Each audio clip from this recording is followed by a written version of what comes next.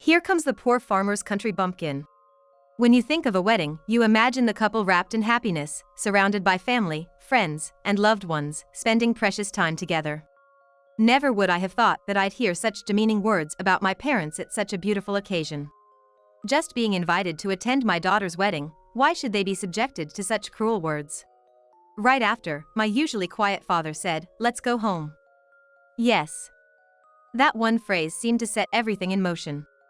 Both Emily and her husband would come to regret the words they carelessly uttered. I always said to take responsibility for your own words, and this truly applies to them. Being elite or whatever, it's useless if you forget what's important. People who don't understand the importance of gratitude need to be taught that there are consequences for such behavior. I'm Hannah Bongard, and I just turned 28 this spring. I live in what you'd call a regional city. I think I lead a convenient life. Most things are accessible by car, and most of my friends live nearby. I never found living in my hometown inconvenient. I'm not into flashy lifestyles, so it's just right for me. Since the field I wanted to study was available at a local college, I commuted from home. After graduating, I was hired by a local specialty food company and still live with my parents. I work hard on weekdays and enjoy shopping with friends or my mom on days off. It's not glamorous, but I find fulfillment in these days. I have an older sister, Emily, who has always been the opposite of me, so we haven't gotten along since we were young. Emily has always been interested in fashion. I could tell even as a kid that she was fascinated by the trend-setting lifestyle of New York. She filled her life with her own style and fashion, always enjoying her outfit of the day. I think she was one of those popular girls in school. Always flamboyant, surrounded by friends, enjoying fashion and makeup, I used to think Emily was amazing. I had no interest in fashion, preferring to enjoy my beloved books and daily studies. Meanwhile, Emily was the type who didn't care much for studies and was always focused on fashion. It's strange how different sisters can be, but I guess that's just how it is. I never thought much about our differences. But Emily seemed to feel ashamed of being related to plain me. She often made sarcastic remarks. An incident from our high school days still haunts me. One day, I brought Emily her forgotten lunchbox to her classroom. When I called her name, I saw her in the center of a loud group of boys and girls. "Hey sis, you forgot your lunchbox, so I brought it for you." Emily looked at me with an expression I'd never seen before and came over, glaring at me from the doorway. Snatching the lunchbox from my hand, she whispered something unbelievable. "Don't talk to me outside like I'm your sister. It'd be embarrassing if people knew you're my sister. Just bringing a forgotten item, and you say that." Then she raised her voice, waving the lunchbox, and returned to her group. "I guess I left my lunch at the bike racks. Some underclassmen found it and brought it to me." Laughing loudly, she intentionally let go of the lunchbox, making a loud crash. "My parents said I don't need to bring lunch, but they made this boring one anyway. Can't eat this, let's go to the cafeteria." Emily just walked off with her friends to the cafeteria, leaving behind the lunchbox. Despite our mom waking up early to make it along with mine. That lunchbox was just left lying there on the classroom floor, discarded. All I could do was stand there and stare at it. Since that incident, I've been keeping my distance from Emily. We don't really fight, but we don't chat much either. To me, it's just senseless and unbelievable to treat a lunch made with such care so carelessly, wasting it. But Emily doesn't seem to think so. If we can't understand each other, it's better to keep some distance. Emily often talked about wanting to go to New York, so after high school, she went off to a college there. Not that she had something she wanted to study in New York. I can't stand the idea of spending my college years in such a backwater. I'm finally a college girl, I want to enjoy fashion and social clubs, you know? It seemed like she just wanted an excuse to leave this area and our home. She chose her college based on the fancy name of the department and quickly moved out.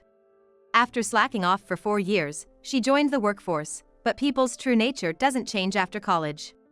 In fact, I feel like she's gotten worse. After college, she drifted apart from her friends and seemed to have no one to vent her work frustrations to. She started calling me more often, as if begging for someone to listen to her complaints. The things she talks about are so unbelievable, they give me a headache. Listen to this. "My boss has no eye for talent, it's so annoying. Calling in the middle of the night, what's up? It's just awful.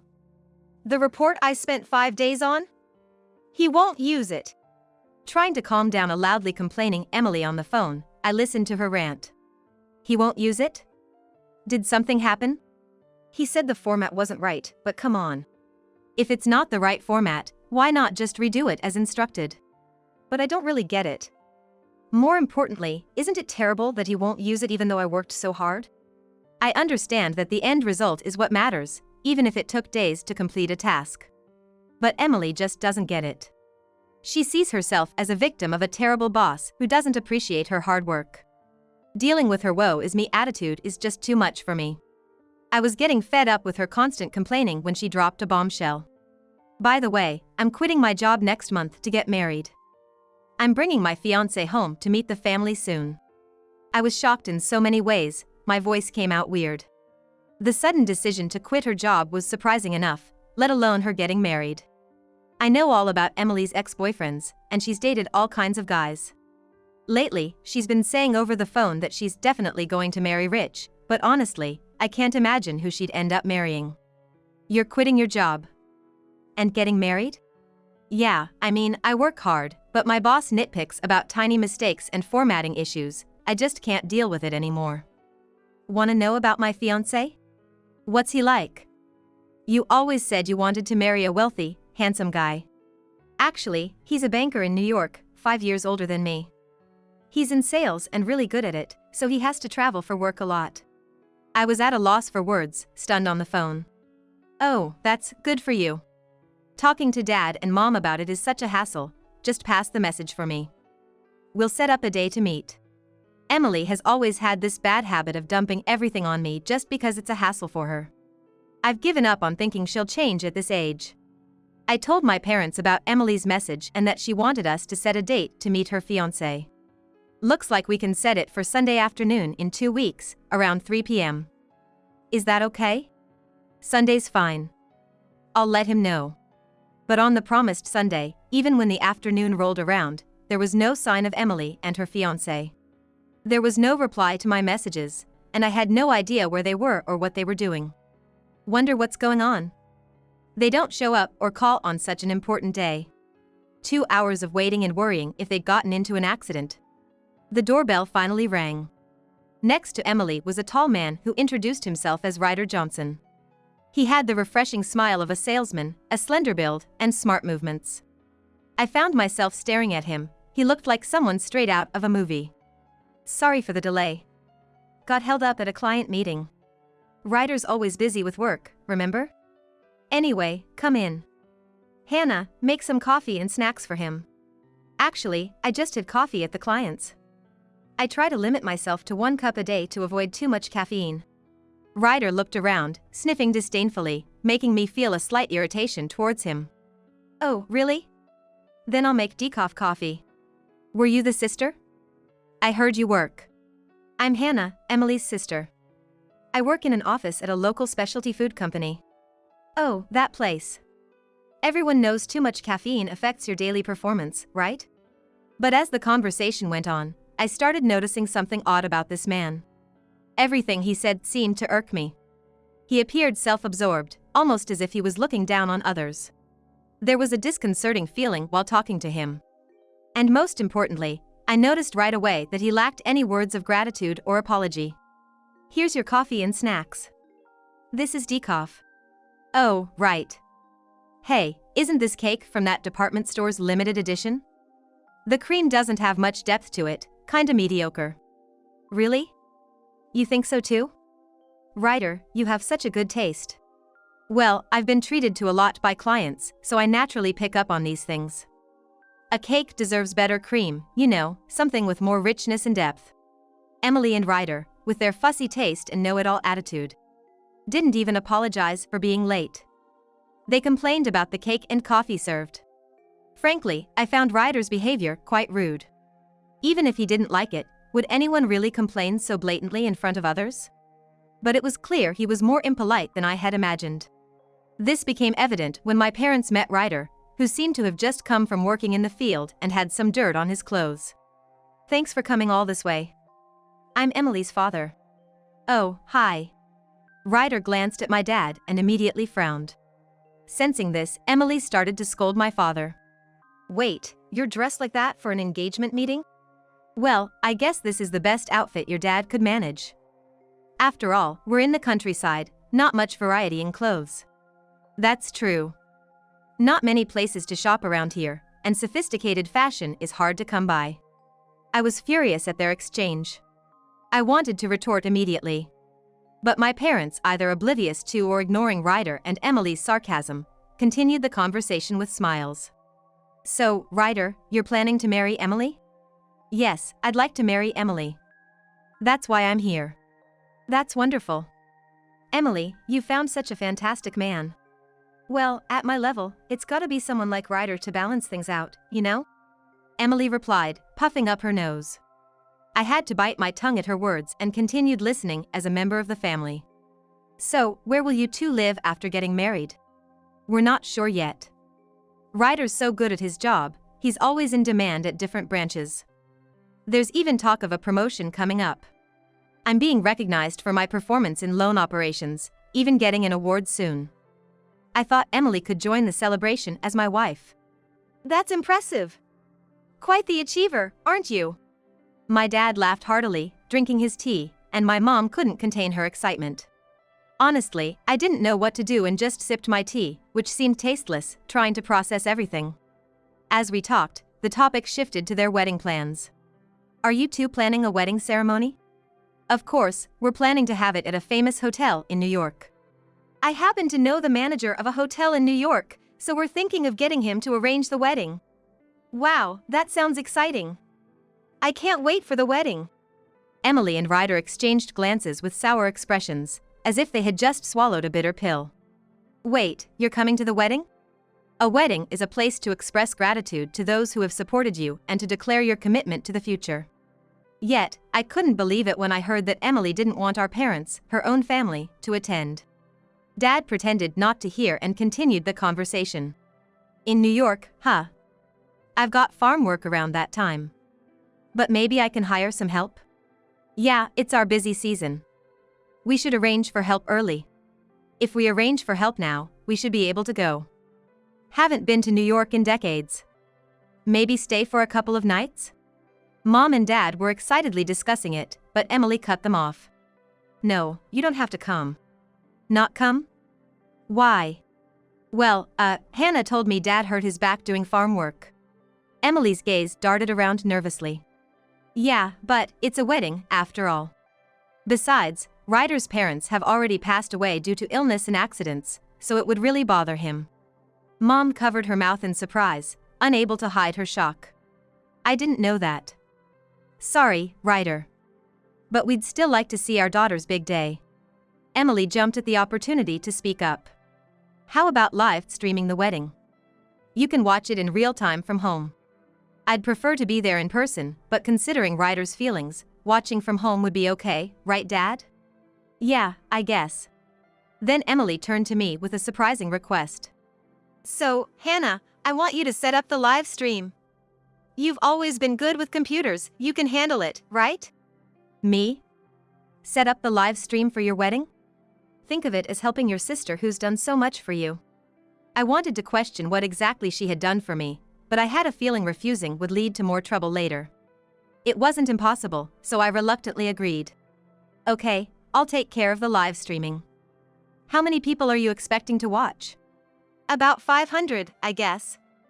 Ryder has a lot of work contacts, and it's hard to narrow down. He's well respected. Not just my current colleagues, but people from all over want to see my wedding. We've already cut down the list.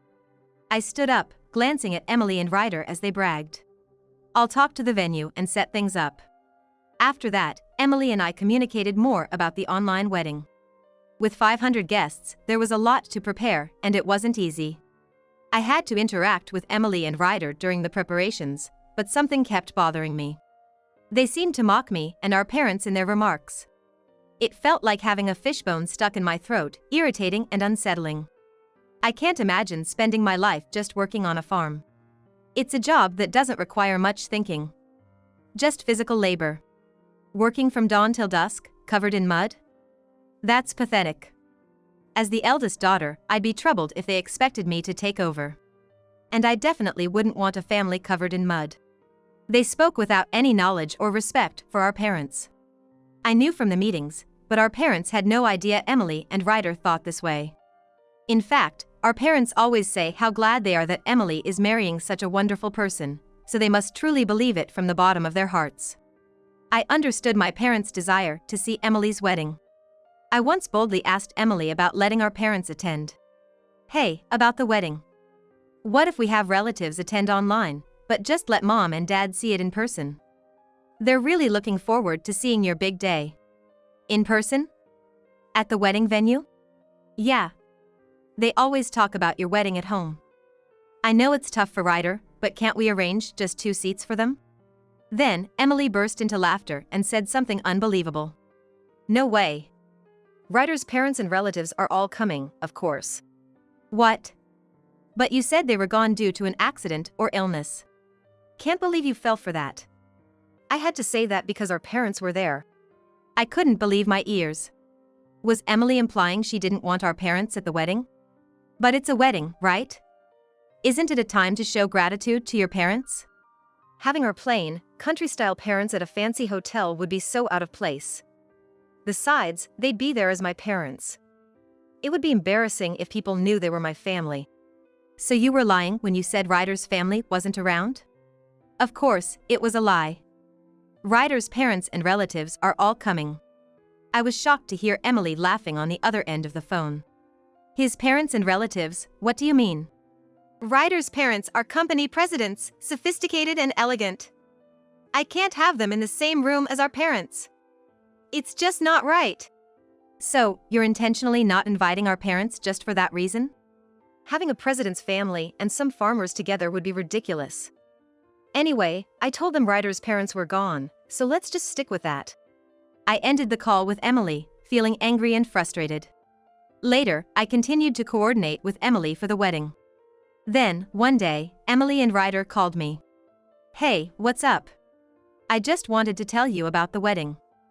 We've arranged seats for our parents, so please let them know. Really? They'll be so happy. Did you arrange this? Well, yes. After some consideration, we managed to make it possible for them to come. I was pleased to see Emily could be considerate when she wanted to. Thank you. Emily, Ryder, you must have gone through a lot to arrange this. Mom and Dad will be thrilled. But, can we get everything ready in time? Don't worry about that. We'll take care of the arrangements. Just tell them to come without bringing anything. I was surprised to see Emily being so well prepared. Emily always had this belief that others would sort things out for her. It was surprising to hear her say, just prepare yourself and come over, that's all you need to do. Got it. I'll let Mom and Dad know. You sure we don't need to bring anything? Well, I thought it would be too much to ask you to prepare everything at the last minute. Just come to the venue and you'll see. After hanging up, I immediately told my parents they could go to the wedding without worrying about preparations. They were overjoyed, almost jumping with happiness. Ryder must have a lot on his mind. We're grateful. It's nice to see Emily marrying into a family that understands people's feelings. It's common for parents attending weddings to rent their outfits and accessories. Knowing this, I wasn't surprised when Emily said to come empty-handed. I guess they'll wear rented tuxedos and formal dresses at the venue. I arrived at the venue early to set up for the live stream. While I was arranging the cameras and equipment, my parents arrived. I heard laughter when they appeared on the computer screen. Look at those country bumpkins from a poor farm showing up here. Wow, they really came with nothing. They don't belong in a place like this. How clueless can you get? In their dressing room, Emily and Ryder started mocking my parents too. Spreading their country stink all over this elegant place, aren't they ashamed? While my parents were getting ready, Emily and Ryder didn't stop their hurtful comments. It's unbelievable that they invited their parents to their wedding only to insult them for coming.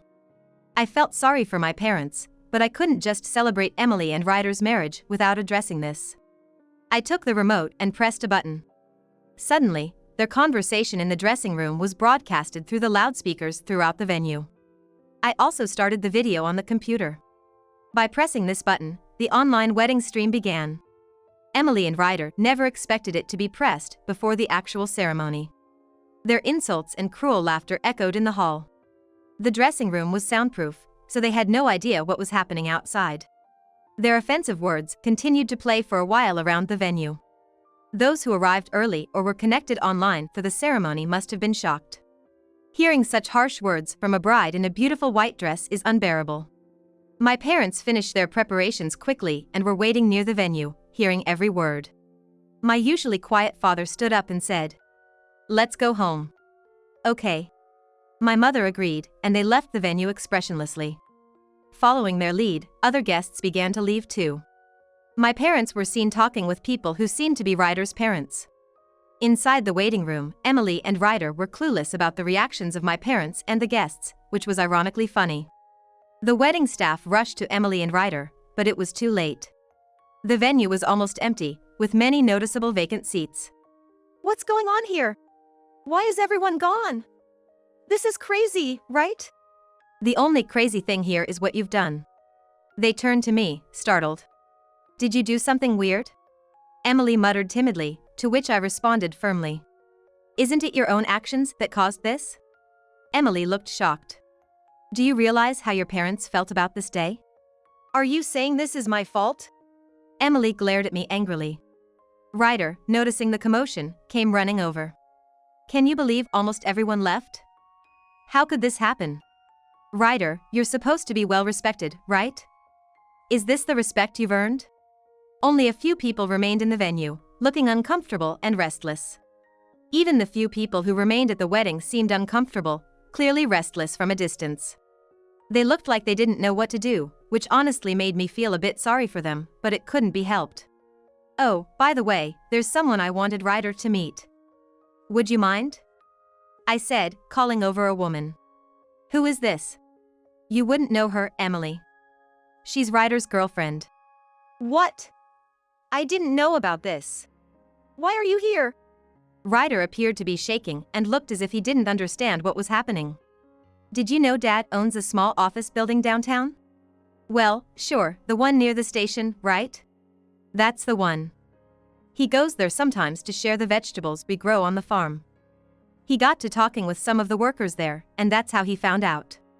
Emily looked at me, her face saying she didn't understand what was going on. A woman Dad often chats with casually showed her phone once, and her lock screen had a man who looked just like Ryder, so Dad asked her about it. "What? A lock screen picture of Ryder, what does that mean?" When Dad asked, she said the man in the picture with her was her boyfriend. "That's ridiculous, believing in such a soap opera story. How gullible can you get?" I sighed. Dad didn't think it was actually Ryder either. But when he told the woman about Emily and Ryder's wedding plans, she said I thought so. That's when he decided to check it out himself. The woman, claimed to be Ryder's girlfriend, seemed lost for words and left the venue in tears. "What do you mean? Were you seeing someone else too? I thought you only loved me." "No, it's not like that. She was just a fling, you are the real deal, right?" "That's not the point. Stop joking around." Then, I decided to reveal the biggest twist.